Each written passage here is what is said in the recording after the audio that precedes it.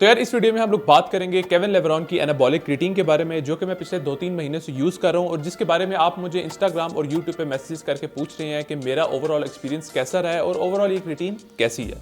इस क्रिएटिन से मुझे रिजल्ट कैसे मिले हैं और would I not recommend buying this creatine. ये रेकमेंड करने के लिए कि आपको ये क्रिएटिन खरीदनी चाहिए या नहीं खरीदनी चाहिए, इसके हम रिजल्ट्स को 3 चीज़ों के अंदर मेजर करेंगे। स्ट्रेंथ, मसल गेन और ओवरऑल फील कैसी थी इस प्रोडक्ट की जब मैं इस प्रोडक्ट को यूज़ कर रहा था। इन 3 चीज़ों के बाद मैं अपना एक पर्सनल कंक्लूजन दूंगा कि what do I think of the product and if you should by this creatine और नॉट। तो सबसे पहले बात करते हैं स्ट्रेंथ की। केविन लेब्रॉन की एनाबॉलिक क्रिएटिन यूज़ करते वक्त मैंने कोई इतना सिग्निफिकेंट चेंज नहीं नोटिस किया अपनी स्ट्रेंथ के अंदर, which was very surprising to me, क्योंकि मैंने इनकी गोल्ड क्रिएटिन जब यूज़ की थी तो उसके साथ जो मेरा एक्सपीरियंस था वो बहुत अच्छा रहा था। अब मेरी स्ट्रेंथ ज़्यादा ना होने की सिर्फ 2 ही वजूहत हो सकती हैं, जिसमें से सबसे पहली वजह तो ये है कि जब मैं गोल्ड क्रिएटिन यूज़ कर रहा था तो मैं बल्क के ऊपर था। I had extra calories, extra energy, तो इस वजह से मेरी स्ट्रेंथ नेचुरली भी इंक्रीज़ होती है। तो क्रिएटिन ने बेसिकली इसको सप्लीमेंट किया जिससे मेरी स्ट्रेंथ इंक्रीज़ होगी। लेकिन जब मैं एनाबॉलिक क्रिएटिन यूज़ कर रहा था ना, तो तब मैं कट के ऊपर था, जिसकी वजह से मेरे पास कम कैलोरीज थी, कम एनर्जी थी, जिसकी वजह से मेरी स्ट्रेंथ इतनी ज़्यादा इंक्रीज़ नहीं हो सकी। दूसरी वजह यह हो सकती है कि anabolic creatine is less effective than gold creatine, which is sad because I really had high hopes for this product. The only strength gain was in my squat. मैंने रिसेंटली जो अपना स्क्वाट PR ब्रेक किया है वो था 120 kgs का। Anabolic creatine use करने से पहले जो मेरा नॉर्मली स्क्वाट होता था वो था 85 to 90 kgs का, और रिसेंटली मैंने इसको 120 kg तक लेकर गया हूँ। और किसी लिफ्ट के अंदर मुझे कोई खास चेंज नज़र नहीं आया। जो कि मैं पहले वेट लगा रहा था आज भी मैं वही वेट लगा रहा हूँ, या कुछ एक्सरसाइज के अंदर तो ये बात भी है कि जो मैं पहले लगा रहा था उससे भी मेरा कम हो गया है वेट लिफ्ट करना। लेग्स के ऊपर मे भी मैं इस वजह से ज़्यादा फोकस कर पा रहा हूँ क्योंकि मैंने रिसेंटली अपनी ट्रेनिंग रूटीन चेंज की है, तो मे भी उस वजह से मेरी लेग्स की स्ट्रेंथ ज़्यादा होगी।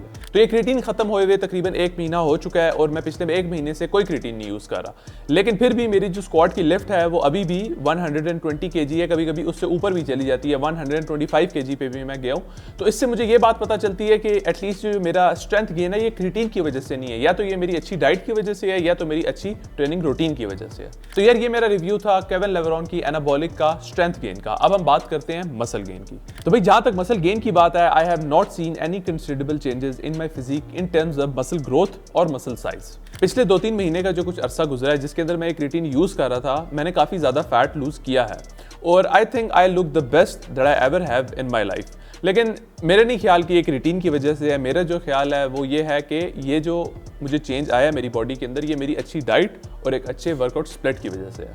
जहाँ तक मसल गेन की बात है, इस क्रिएटिन ने मेरा नहीं ख्याल कि मुझे कोई हेल्प की हो मेरे मसल गेन के अंदर, लेकिन इसकी रीज़न ये भी हो सकती है कि मैं एक ओवरऑल कट के ऊपर हूँ, मैं कैलोरी डेफिसिट के ऊपर हूँ, जिसकी वजह से एक तो मेरी स्ट्रेंथ वैसे ही डिक्रीज हो रही है और मसल बन नहीं सकता बहुत ज़्यादा नया, और या कंसिडरेबल अमाउंट ऑफ मसल नहीं बन सकता क्योंकि मैं कैलोरी डेफिसिट में और मेरी बॉडी को एक्स्ट्रा एनर्जी नहीं मिल रही मसल बनाने के लिए बेसिकली। अब हम बात करते हैं ओवरऑल फील की कि how did I feel when I was using this product. तो भाई जहाँ तक ओवरऑल मूड की बात है, मैंने अपने मूड के अंदर भी कोई ओवरऑल सिग्निफिकेंट चेंजेस नहीं देखे। मेरा कोई बहुत ज़्यादा दिल नहीं करता था जिम जाने का।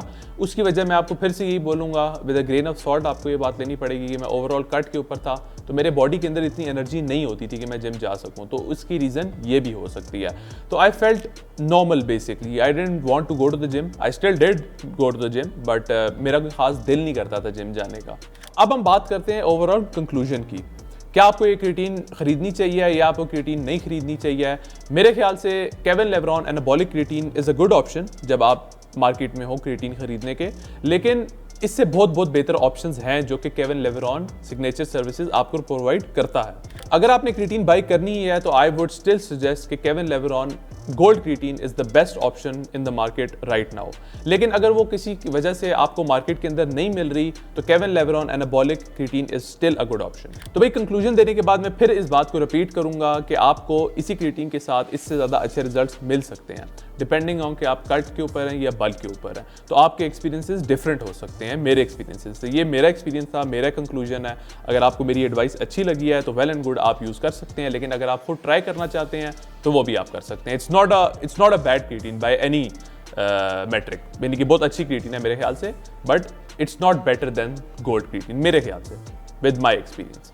तो भाई अगर आपको इस वीडियो के अंदर से कुछ सीखने को मिला है, आपको वीडियो पसंद आई है, तो इस वीडियो को लाइक करें, और अगर आप इस तरह की वीडियोस और देखना चाहते हैं तो मेरे चैनल को सब्सक्राइब करें। अगर आप एनाबॉलिक क्रिएटिन का इनिशियल रिव्यू देखना चाहते हैं, अनबॉक्सिंग देखना चाहते हैं, तो आप ये वाली वीडियो देखें। And remember guys, stay fit.